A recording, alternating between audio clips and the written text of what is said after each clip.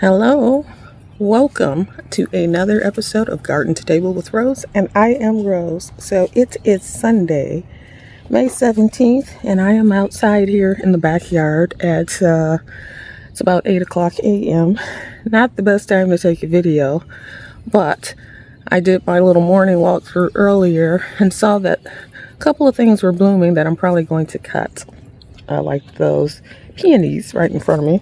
And so I wanted to get out here and try to do a short tour of the backyard before I cut things. It's been a long time since I did a garden tour. I don't even think I've done one this season. And I had planned to do an early spring one when the daffodils and tulips and hyacinths were blooming, but it got away from me because that's my busy time of getting the garden all set up for the season. And so before I knew it, it was over. So I'm going to try not to miss this one. But I'm trying to try to keep this fairly short because I know people don't want to watch 30-minute videos. But I'm going to try to keep it short and just hit the highlights. The back garden is all planted up, I would say. The only thing I have to do from this point on is maintenance, weeding, cleaning up here and there wherever I make a mess. Cutting, fertilizing, those kinds of things. But just to give a quick pan here, I'm at my back gate when you first come into the backyard here from the driveway, and there are my two raised beds which are all planted up, and this long strip here is all perennials except for the containers in which I usually will plant annuals, usually vegetables. I usually plant my vegetables in raised beds. So, and then the garden goes that way. It's an L. So in this section is where all my blackberries are, blueberries, a lot of blueberry bushes, and then I have one row that's always all annuals, usually pretty tall flowers, so that I can stake them up over there. There's wires in between those poles, which I have to stain this season. That's one of my maintenance tasks. Over in that section are more perennials. That's usually where all my tulips and alliums come up every season. And then I have herbs over there. I have my little asparagus patch over there. And then I plant annuals over there as well. And then over by the shed are a bunch of perennials, mostly lilies. And there are some shrubs over there. And then you can't see it from here, but this strip in front of the shed going towards the other gate on the other side of the yard is where the majority of my fruit trees are. So let me get to it. Okay, so over here under this trellis, I have right now sweet peas, like sugar snap peas, eating edible peas. Those are growing. When those come out, I don't know what I'll put there. That is a coneflower that has started to come up. The peonies, they seem to be budding up and blooming early. I usually don't have peonies bloom until in June sometime, but here we are, it's mid-May. And so as you see, they're all budded up with ants all over them because ants love the peonies. But this one, that's a blueberry bush, by the way, and these are all berries here.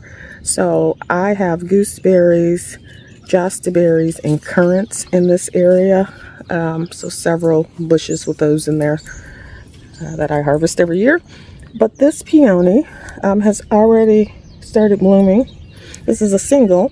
As you can see in there, there's a bright yellow center. And so I'm going to cut those today and bring them inside. In these containers, I try not to spin too fast, and I'm sorry about the glare. But these containers, like I said, usually have annuals, my edibles. I like them up off the ground. It's just easier to keep bugs away and to maintain them. And all of this little fencing and stuff is because of my dogs, so that they don't dig them out. But this one is all peppers. No hot peppers anymore for me. I only grow sweeter peppers now. This one's all herbs. I have mint from last year, and that one, which ultimately I'll get rid of. And then as you can see, there's more peonies as we walk through here. This is all tomatoes. More peonies. This is a clematis. That's a beautiful purple one that has come back every year. More tomatoes in that one. I still have some empty pots, but I've kind of planted everything I need, so I don't think I'll be planting up much more. This one is about to bloom as well. It's a burgundy, a deep burgundy. I have a lot of peonies. I don't know, maybe 24. There's a lot of them. It just kept adding them. And I love them. They're beautiful cut flowers, and they can store for a month or two in the fridge if you dry store them. Over here, I've transplanted some extra hellebores I have. So this is just a patch of hellebores. I love hellebores, and I have a lot of them, as you will see. My fountain, another project. I just have to get water in there and get batteries in it so it can start working. There are a few strawberry plants in here. So they're doing okay. And then I have strawberries over here in this area. They're in grow bags, but some of them have rooted into the ground around the bags, which is fine. At the end of the season, I'll prune back what I need to prune back. This patch over here is all raspberries, and they're miniature raspberry bushes.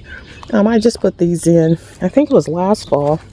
Or maybe the fall before that, but they haven't had a lot of time. They were very small, so I'm not expecting fruit this year, maybe next year. And then there's couple more blueberry plants back there. I have a lot of blueberry plants. They're dispersed throughout the garden. There's another blueberry plant over there. I probably have now, I want to say 15, 16. And over here I have more tomatoes. These pots have some leafy greens in them. You can't really see it. But I also planted a rhubarb root in that one and another one to see if I can get them to grow. I planted rhubarb last year, bare roots, and they died. So we'll see. But there's leafy greens in there too. Here I still have radishes. My radishes are just now getting any size on them because it's been really cold here. We even had frost after our last frost date. But there are radishes in there. They're just very tiny. And I've also planted some leafy greens in here. This one is a mixture of mostly herbs and then a few leafy greens. And then I have, again, leafy greens here, tomato in that one. Let me go back. This area here, as you can see, there are 4 big rows here. And these are mostly perennials. I have been over the last 2 years switching over to mostly perennials from annual cut flowers, just for easier maintenance and less expensive, obviously, to have things that come back every year. But I have a ton of hellebores. These are all hellebores.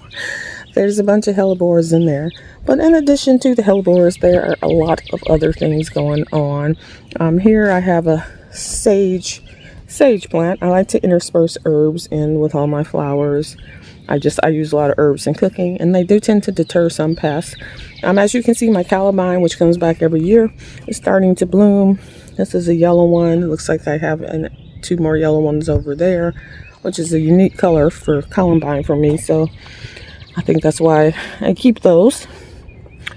Interspersed with these hellebores are daffodils, and if I had done this tour a month ago, you would have seen a sea of daffodils. I mean, there must be 200, 300 daffodils back here. So you can still see a lot of the foliage because it hasn't died back yet, but I did a lot of cutting of daffodils, had a lot of daffodil bouquets. But in here, there are a few stragglers, a few things that just kind of come back every year that are just super adorable. So I leave them, like anemones, which I really can't get to grow. The corms, I mean, over the years, I've probably planted hundreds of corms of anemones, and only like 5 have survived, so I've given up on those. I do have some Solomon seal, which I'm hoping will multiply because it is beautiful, and it makes a good filler in cut flower bouquets. You can see that it has little white flowers, but I grow it for the foliage mostly. I planted a lot of little hydrangeas, proven winners, that I got on clearance late fall. And a few of them have died. I'm surprised because I usually don't have any problems with proven winners. But I have little cages on them because they're so small and I don't want the dogs digging in them. But as you can see the new growth. They, of course, died back to the ground because they were little 4-inch pots when I put them in. But a couple are not doing anything. Invincible Spirit 2, I bought 2 of those and neither one of them are doing anything. And I bought 2 Stormproof, which is a new variety, and only 1 came back. So that's kind of a little disappointing, but it's pretty good. I only lost 2 out of like 10. Like that one hasn't come back. That's the Stormproof. So up here, you can see this is all daffodil foliage for the most part. I will not be planting anything there over the fall. Like I said, there are plenty of hydrangeas in here, which will get bigger with time. There is a vining plant here. It might be a clematis, I believe. But I have this little wire form here for it to ultimately grow up, hopefully. I also planted my little butternut squashes here so I can tie them to this fence panel. But I have Baptisia here. I think this is the pink lemonade version, the yellow. And I do like occasionally cutting the Baptisia to use in flower arrangements. Lots of the ladies' mantle. I wouldn't say lots. I have like 4 of them, but they're getting big and beautiful. They're a good filler for bouquets, and they get these cute little yellow flowers, but it's mostly for the foliage that I grow those. I did have some baby's breath that I planted. I don't know if any of it is coming back. If it may have died out. That may be one right there. I'm not sure. But I had planted a couple of baby's breath shrubs as well.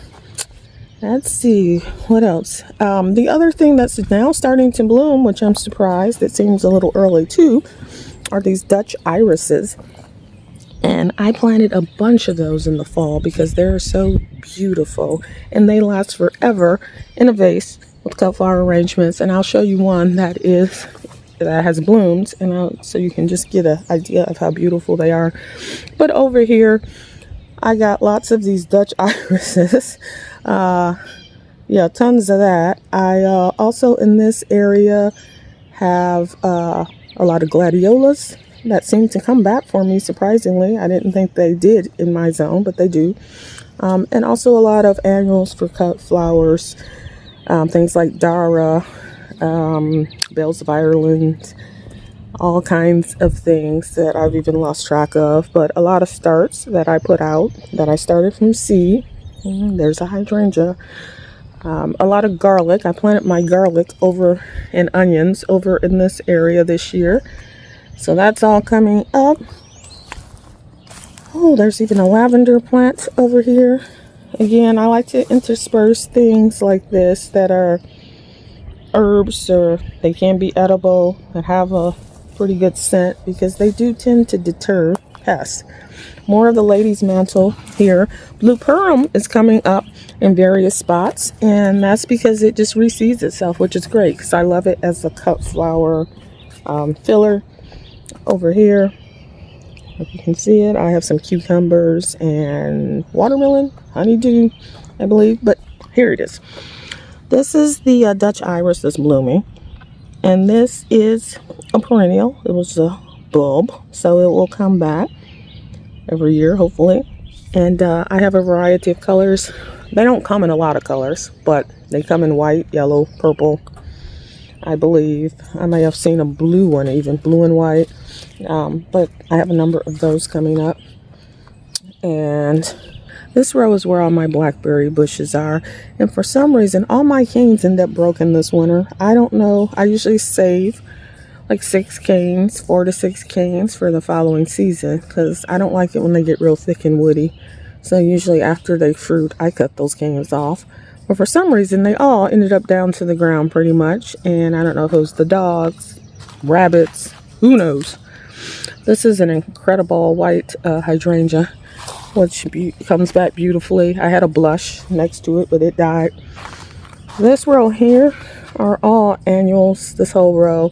There's a bunch of dahlias down there, and this year I grew all the dahlias from seeds. I will not buy dahlia roots anymore. They're expensive, and they don't survive here over winter. You have to dig them up and store them. I'm not doing all that. So I decided to try dahlias from seeds, and lo and behold, they germinated well for me.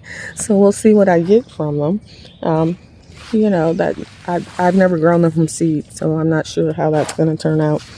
But these are all starts, all annual starts. This row, you can barely see them because they're so tiny, but there are actually 10 blueberry bushes. Some I planted in the fall, some I planted the fall before, but there's about 10 blueberry bushes in that back row. And then, spinning fast, this front strip here, I dug this out a little bit more before. This strip was in front of that little fencing. I moved the fencing and decided to use this whole strip for annuals.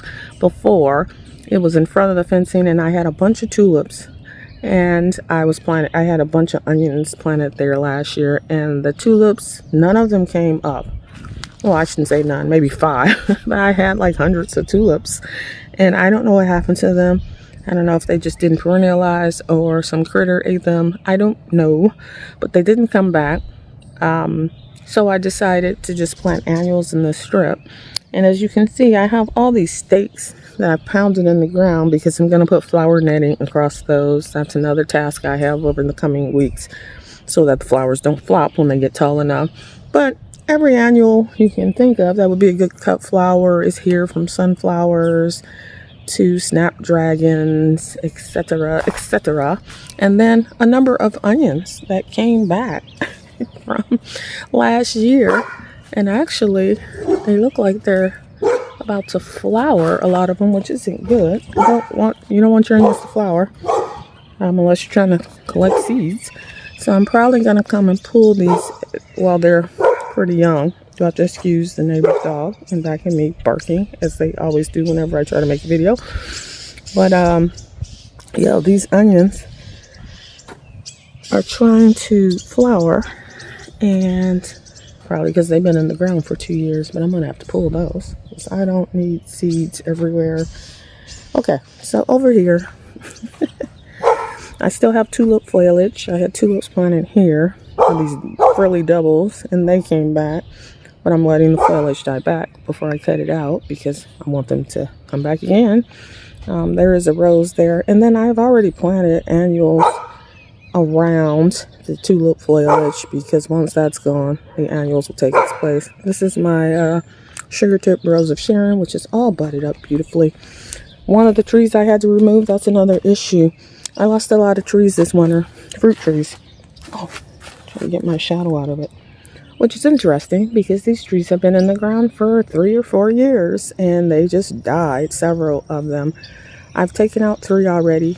This was a golden cherry tree, which I'm kind of bummed about because I never saw a golden cherry off of it.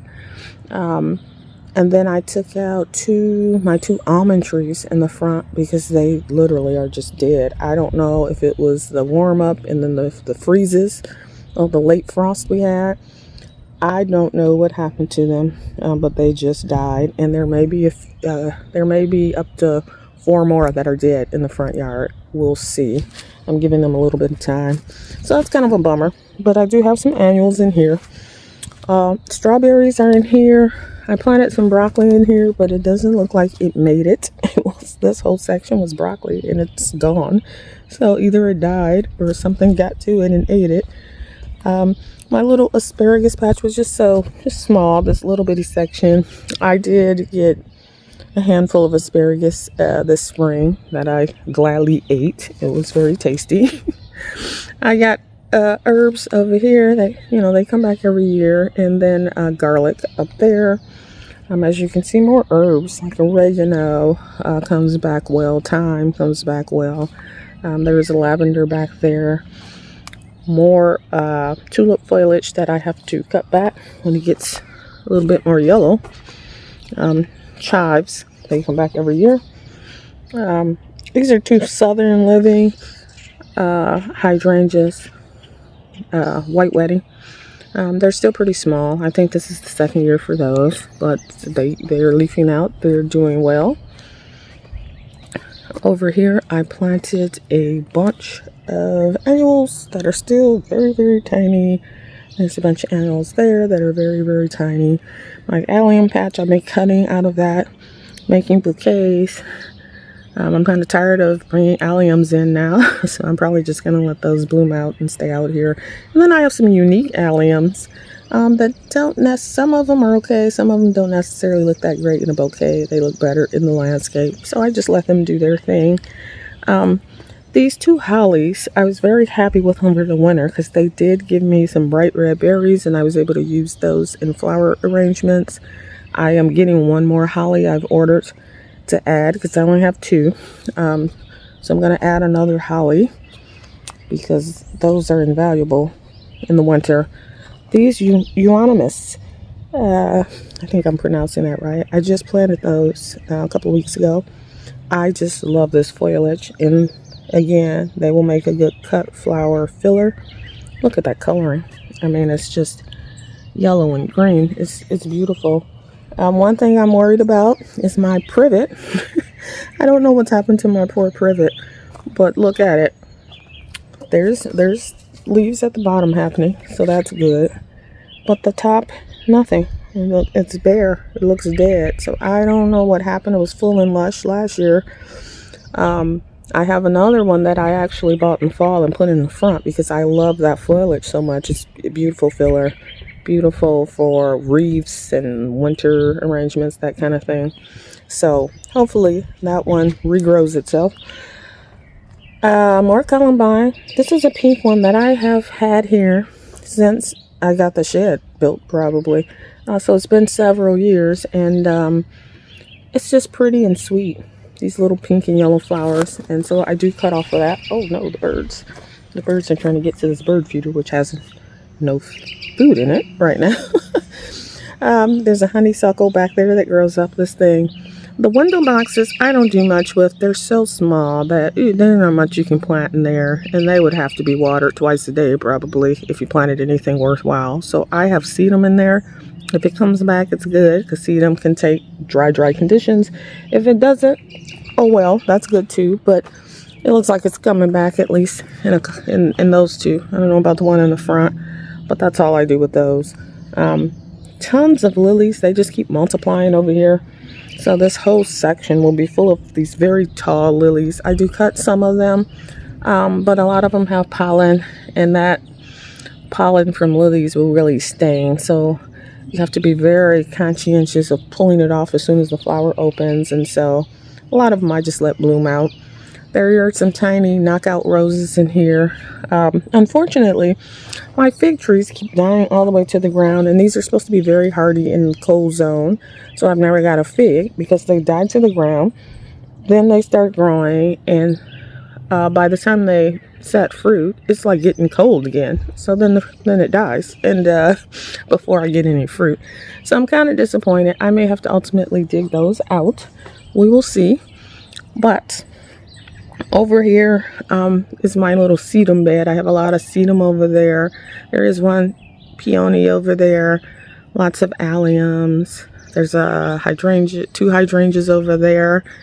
And there's a little evergreen that matches this tiny one here with the orange tag on it. They're so tiny. You can barely see them, but hopefully they grow up to be big and beautiful. So that's what's going on here. And then I'm not going to go all the way over there because I'm trying to keep this relatively short.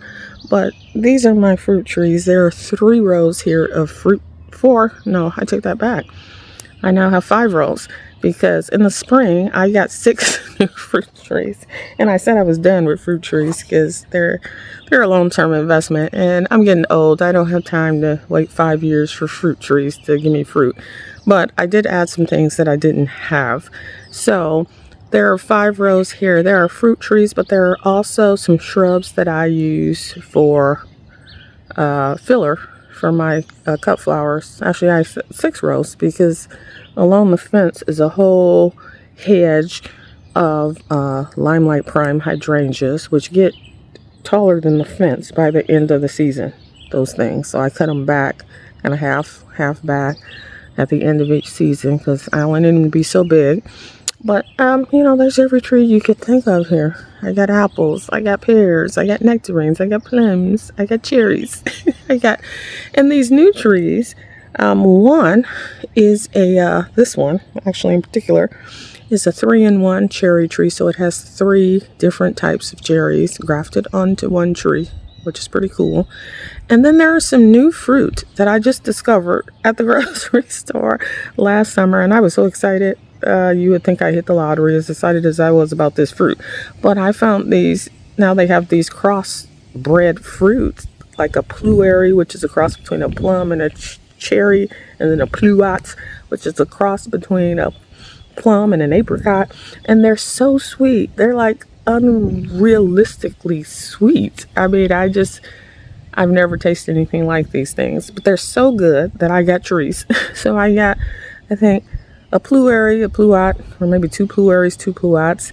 I also got a serviceberry shrub that's in there because I heard that they're very good and they're kind of similar to blueberries, I suppose. So those are the trees I added, but there are quite a few there. And then, of course, like I said, I have the cutting shrubs. So I have like pussy willow. I have a black pussy willow. I have the traditional white pussy willow. And then I think I got some dogwood. I might have a forsythia. I have this pearl bush that has these beautiful white flowers on it. That's already bloomed out. That bloomed in early spring. My little dog's house is back there that they never use. Ultimately, I'll throw it out. They have never used it, but I built it for them because I thought they might like some shade in the summer when they're outside, but no, thank you. I got my little hedge of evergreens that's out of 20s. I think I bought 20 some of these little tiny little shrubs. I have maybe about 10 that have survived, which is okay, but they're getting bigger. So they're making a little screen here because this is the area where I store. This is the area where I store, my wheelbarrows, big stuff like that, which I've cleaned up. As you can see, there's not much there. I have the dog swimming pool, wheelbarrow, and a couple of compost spinners, but that's kind of it. I've gotten rid of a lot of my garden stuff, junk, tools, supplies, because my garden is pretty much done now. There's not much I'm going to be adding to it, and so a lot of things I don't need anymore. Now, another compost tumbler here. The only other thing I'm going to show you are those 2 raised beds over there. We'll go take a look at those. But before I go, one, I got new windows. As you can see, I am so happy about these windows. They are beautiful. They're black trim on the outside and white on the inside, but they are beautiful. They're Pella windows and they have triple pane. So I'm telling you, I don't hear the neighbors outside screaming at their kids and yelling and all the stuff they do all the time. When I'm inside with windows closed, you don't hear anything outside other than like a big vehicle. Like if a truck or a bus came down the road, you'd hear that, but you don't hear people talking or anything. So I am in love with windows. Now, my green stalks on the deck, I am not using any of those this season because I don't need the space. I have more than enough in-ground space. My edibles I have in the raised beds, and it's just me, so I only need so many edible plants, and so I just don't need those this year. So they're gonna stay empty. I do have a project with the deck this season. I'm going to replace the top board around the deck because it's starting to rot. Just the top board. So I have boards there on the deck, as you can see. I'm going to replace that, and then of course power wash and stain seal the deck again. That's my plan there. And that, other than these 2 large beds, that's kind of all that I have going on here. in the backyard. And the two large raised beds are for my edibles. Again, I like to plant my edibles up off the ground. It's just easier for me to harvest and maintain and keep bugs away. And here are a bunch of leafy greens. I got my green beans in here. I got fennel, which I enjoy, the big fennel bulbs. I got beets in here as well. And then in this other one, lots of radishes, which I don't know if it's the composition of the soil or what, but these radishes are taking their slow sweet time to give me bulbs. And they got a lot of green. Now you can cook radish greens. They are tasty. They have a little bit of a bitterness to them, but you can saute those suckers and eat them too. I usually don't though, because I grow enough other leafy greens. I got enough kale and collards and all that stuff. But over here you can see I have celery growing. I have my lettuce growing. I have eggplant in here. And other leafy greens. I think there's some collards and maybe some different kinds of kale in there. So it's looking good. It's looking good.